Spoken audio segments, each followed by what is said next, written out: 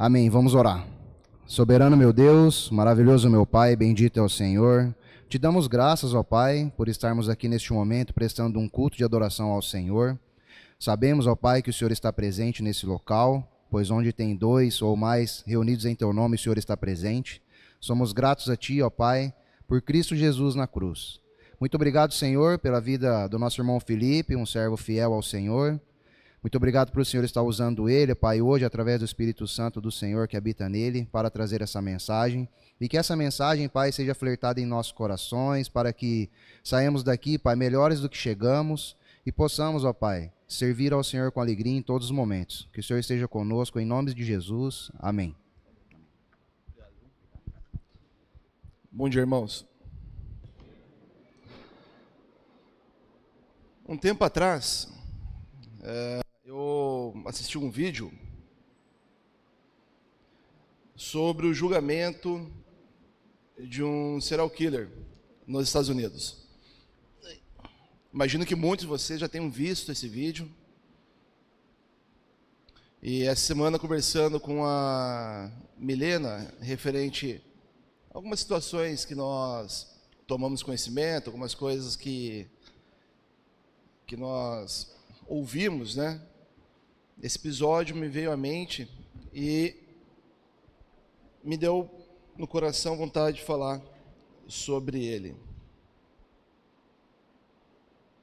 Nesse vídeo, eu não sei o nome do serial killer, não sei o nome de nenhuma das pessoas que estavam ali naquele vídeo, mas o que importa é que durante vários minutos, todos os pais dos adolescentes, das crianças, das vítimas daquele homem subiam no tribunal para poder proferir insultos a ele.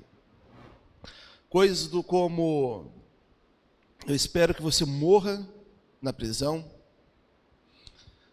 eu espero que você vá para o inferno, você teve sorte que você foi preso antes de eu conseguir te pegar. Coisas que, a bem da verdade, talvez até mesmo eu fosse um ali falando para ele. Mas um senhor, ele, ao subir para poder falar para aquele criminoso, ele fala a seguinte frase: você me colocou numa situação extremamente difícil, porque eu, como servo de Cristo, sou obrigado a te perdoar. E essa situação, imagino aquele pai, com o coração consternado, o coração rasgado, enfrentando o assassino do teu filho ou da tua filha, não sei. Mas a coragem que aquele homem teve de enfrentar aquele criminoso, olhar nos olhos dele e falar: eu te perdoo, fez com que um psicopata, um homem que até o momento não tinha expressado nenhuma reação, nenhum tipo de sentimento, começasse a chorar, desabasse em choro, porque muito provavelmente ninguém nunca tivesse dito a ele de forma tão sincera que ele estava perdoado. Muitas vezes na nossa caminhada cristã, até mesmo na nossa jornada de vida, vamos falar assim, nós nos deparamos com situações em que nós somos como as outras pessoas.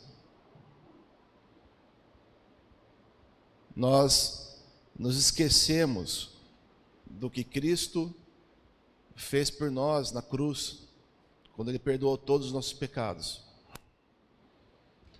e nós não perdoamos aquela pessoa que nos ofendeu, às vezes desejamos que ela se dê mal, muitas vezes, até mesmo quando temos a oportunidade, atrapalhamos a vida daquela pessoa.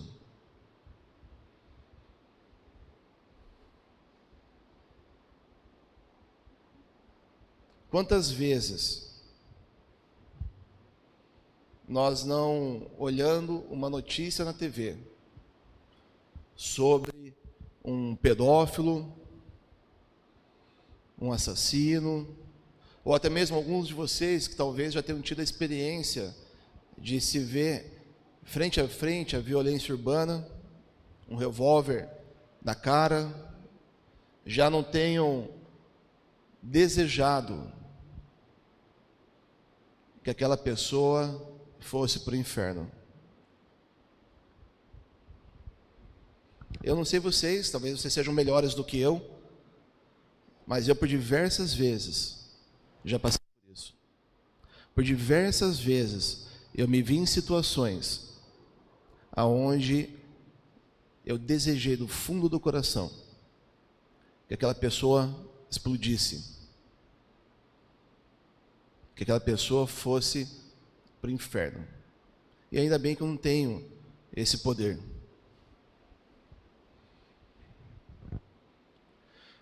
O perdão, ele é eu diria que um mandamento de Cristo para nós. Mas parece algo tão simples, tão fácil, mas talvez seja uma das coisas mais difíceis que Cristo nos deixou, é o perdão. E eu quero compartilhar com vocês uma leitura na carta de Filemão. Filemão só tem um capítulo, são 25 versículos, é uma carta extremamente curta, mas a ideia não é ler ela aqui. Enquanto estiver falando, tenho certeza que em 5 minutos você vai ler essa carta. É uma carta extremamente pessoal do apóstolo Paulo para um homem chamado Filemão. Filemão, muito provavelmente, era um homem de posses, era um homem rico. A igreja se reunia na casa dele. Era uma família cristã. E naquela época, e aí nós temos que saber separar muito bem, ok? Naquela época, se você era rico, você ia ter escravos. Ah, Felipe, eu não teria. Sim, você teria. Se você vivesse naquela época, você teria escravos. Onésimo, um dos escravos de Filemão, nós não sabemos exatamente o que ele fez, mas ele causou algum prejuízo muito grande para Filemão, a ponto de Onésimo, com medo do que Filemão poderia fazer contra ele, fugiu. E era comum, quando os escravos fugiam dos seus senhores, eles tentarem se esconder em alguma cidade grande, atrás do anonimato. Porque se um escravo fugitivo é capturado, existem consequências muito graves para ele, que pode chegar até mesmo à morte. Onésimo, então, na sua empreitada de fuga, ele chega a Roma, e de alguma forma que nós não sabemos, ele conhece Paulo, ele é evangelizado por Paulo. Lembrando que Paulo estava em prisão domiciliar em Roma nesse momento. E Onésimo, de um criminoso, ele se torna, então, um irmão valoroso. Olhem o que Paulo fala sobre ele lá em Colossenses. Quem puder abrir lá em Colossenses, no versículo...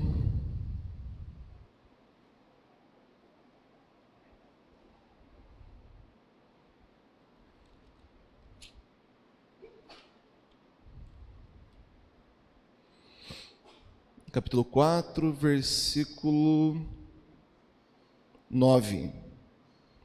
Ele irá com Onésimo, fiel e amado irmão, que é um de vocês. Eles irão contar tudo o que está acontecendo aqui.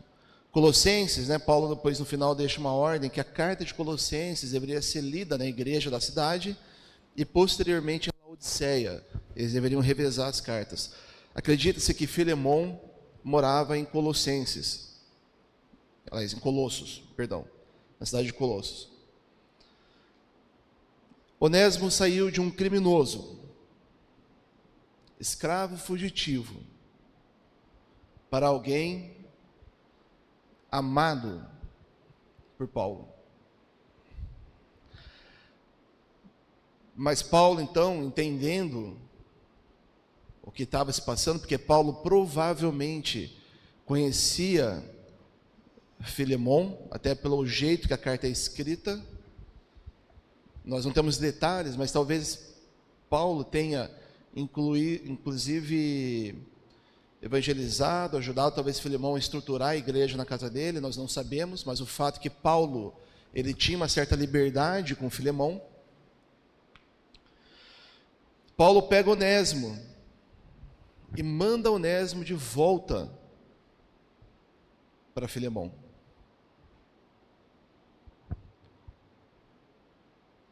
Eu imagino a cara de que Onésimo fez quando Paulo olhou para ele e falou assim: você errou. E você precisa resolver o teu erro. Porque você errou agora contra um irmão teu. Ele não é só o seu mestre, mas ele é teu irmão. E você agora precisa voltar lá e resolver isso. Mas Paulo, e se ele quiser aplicar a justiça contra mim, quiser me matar? E se ele quiser me espancar? Entre outras coisas que Filemon tinha um direito de fazer.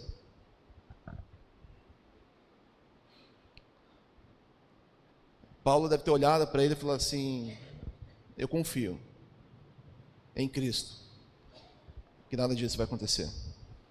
Vai e resolva.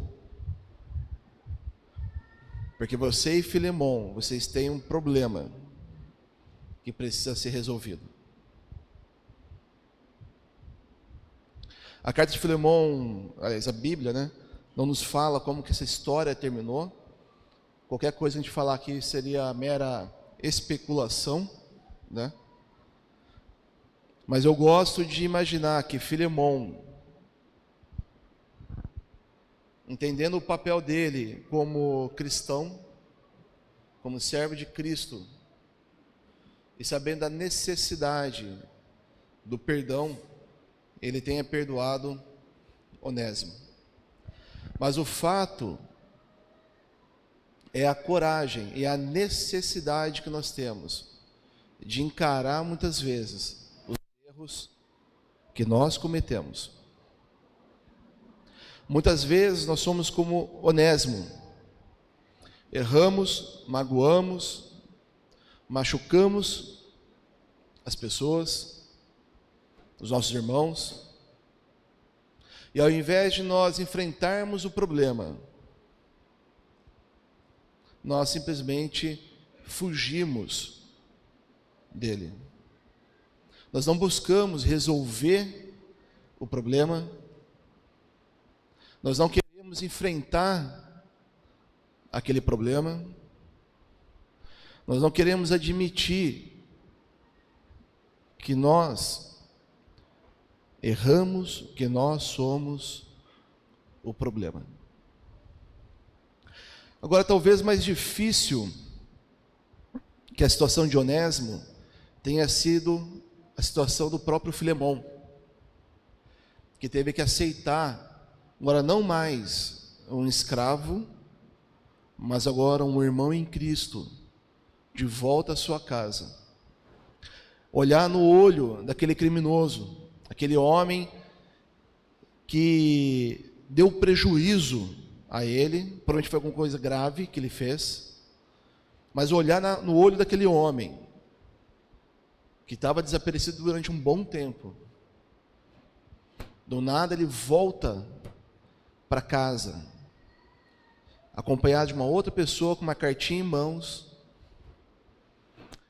e dizendo: me perdoa.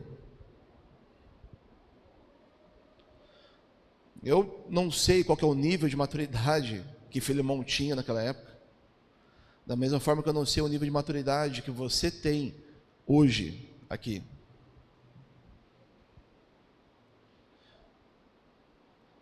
Mas para que nós possamos perdoar, também é necessário coragem. Porque perdoar não é simplesmente passar a mão no telefone ou falar através de uma outra pessoa que você perdoa o Onésimo da tua vida.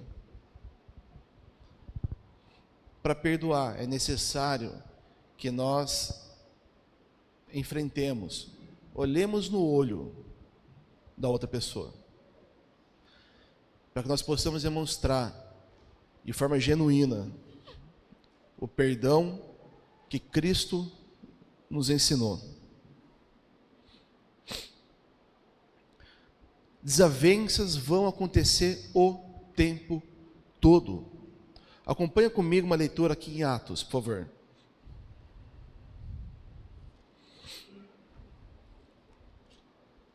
Atos capítulo 13, versículo 13. De Pafos, Paulo e seus companheiros navegaram a Perge, na Panfilha. João os deixou ali e voltou para Jerusalém.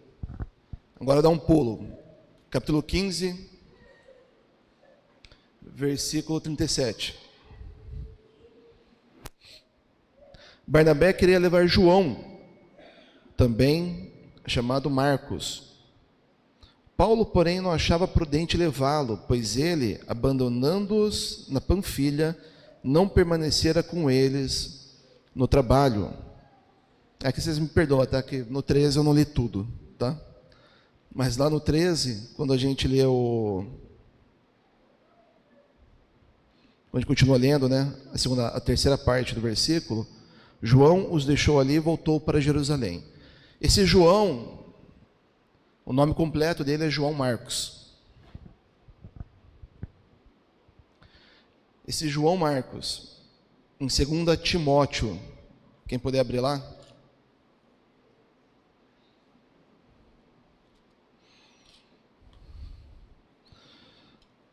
Segunda Timóteo, capítulo 4, versículo 4.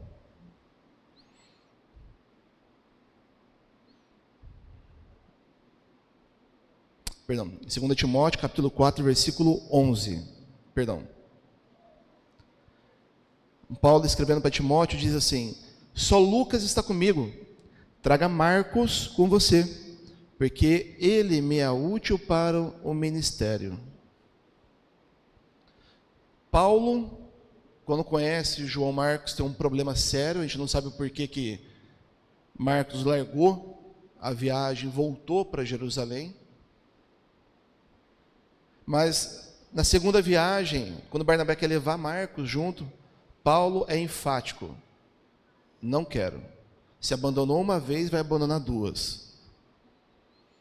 E a briga entre Paulo e Barnabé foi grande, a ponto de ter um racha. Cada um foi para um lado.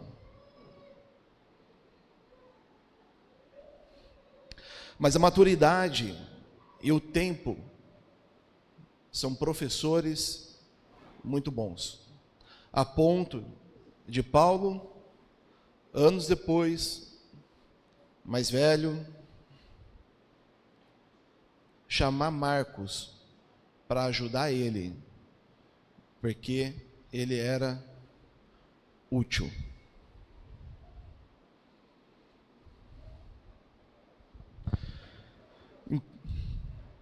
Quem puder abrir também lá em 1 João, 1 João capítulo 1.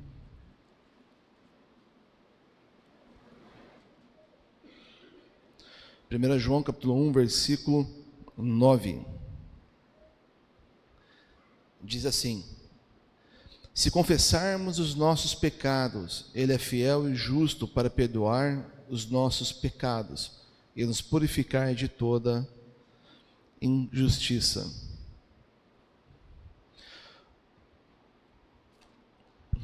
Uma das chaves para que nós possamos perdoar e sermos perdoados é que nós confessemos os nossos erros. Não é, como eu já disse, não é uma tarefa fácil, não é algo que nós gostamos de fazer. Muitas vezes nós estamos tão envergonhados, nós estamos tão constrangidos com aquilo que nós fizemos, que nós não queremos ir lá pedir perdão. Muitas vezes nós estamos tão irritados, nós estamos tão assim no limiar da nossa raiva, que nós sequer queremos ouvir a pessoa pedir perdão.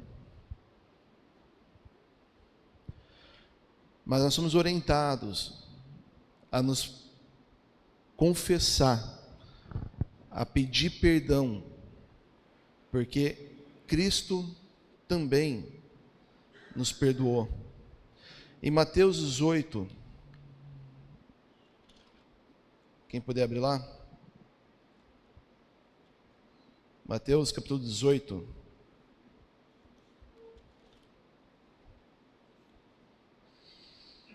Versículo 13. Fala assim: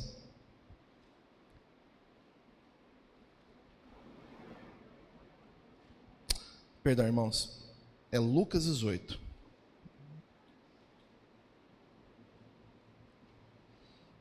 Vou ler o versículo de baixo aqui.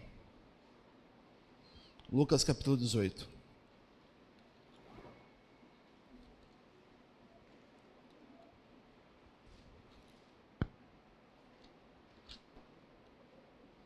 Versículo 13.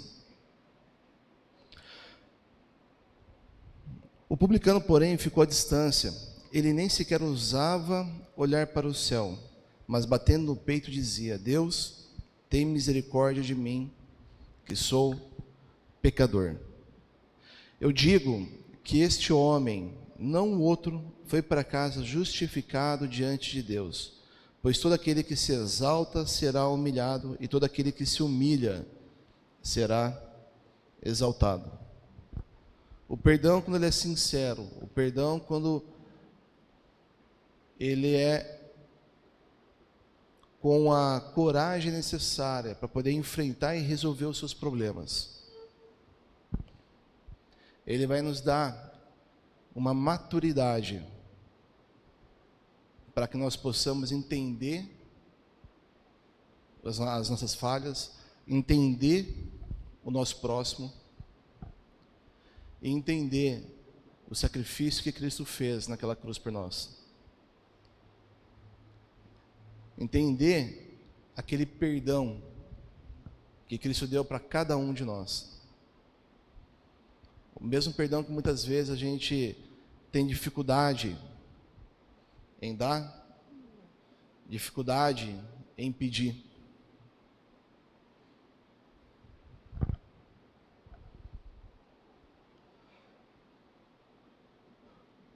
Em Efésios capítulo 4, quem quiser abrir lá.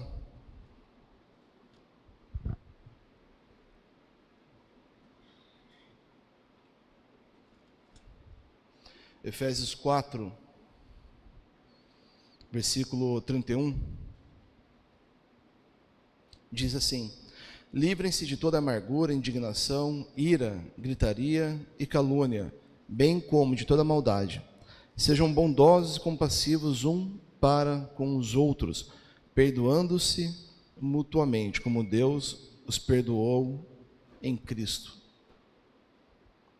Se nós estamos buscando maturidade como congregação, uma das coisas que nós devemos aplicar e exercitar, na verdade, é o perdão.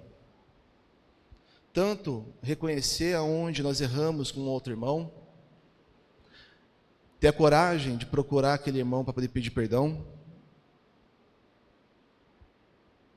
mas também ter a coragem de receber aquela pessoa, aceitar o perdão dela e fazer como está escrito lá em Isaías 43. Não precisa abrir, mas quem quiser, lá em Isaías 43, no versículo 25, fala assim: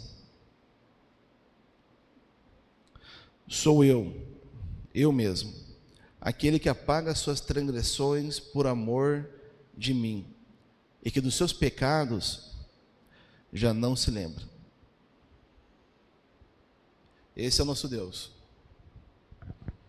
que deu o Filho dele na cruz, para não contar os nossos pecados no dia que está chegando, no dia final.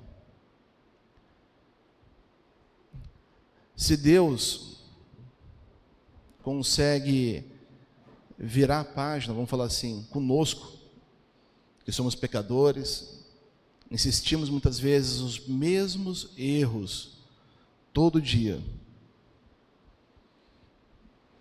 que muitas vezes de manhã ora, na hora do almoço julga e antes de dormir amaldiçoa. Quem somos nós então para não perdoarmos o nosso irmão? Por que nós gostamos muitas vezes de fazer como Onésimo e fugir da responsabilidade que temos de pedir perdão? Essa caminhada de amadurecimento, irmãos, o perdão ele vai ser fundamental para que nós possamos, como congregação, estarmos unidos, próximos, para que possamos ser realmente uma unidade, uma igreja fortalecida, maduros o suficiente para poder reconhecer que todos nós somos passíveis de erro e por isso nós concedemos perdão para todos aqueles que pedem perdão para nós. Não sejamos duros de coração, não sejamos covardes para poder pedir perdão, mas que nós possamos ser maduros para entender a necessidade desse amadurecimento tão importante que nós estamos buscando esse ano. Que Deus possa estar abençoando a vida de todos vocês. Amém?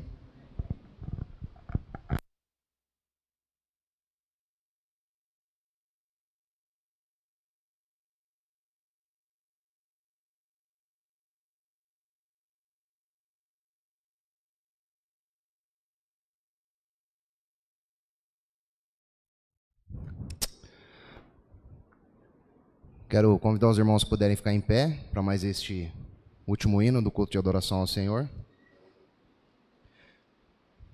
Eu pedi do pecador, longe do